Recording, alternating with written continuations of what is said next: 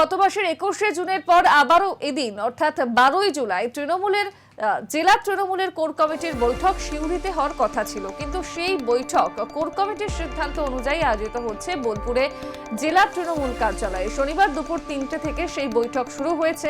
ইতিমধ্যেই বৈঠকে এসে উপস্থিত হয়েছেন কোর কমিটির সদস্য অনুব্রত মণ্ডল, জেলা পরিষদের সভাধিপতি কাজল শেখ, বীরভূম লোকসভা কেন্দ্রের তৃণমূল সাংসদ শতাব্দী রায়, বোলপুরের সাংসদ অসিত মাল, সিউড়ি বিধানসভার বিধায়ক বিকাশ রায় চৌধুরী, কোর কমিটির আহ্বায়ক তথা রামপুরহাটের বিধায়ক আশিস বন্দ্যোপাধ্যায় উপস্থিত হন। 21শে জুলাইয়ের ধর্মতলা সমাবেশের আগে এদিনের এই জেলা তৃণমূলের কোর কমিটির বৈঠক অত্যন্ত গুরুত্বপূর্ণ বলেই মনে করা হচ্ছিল।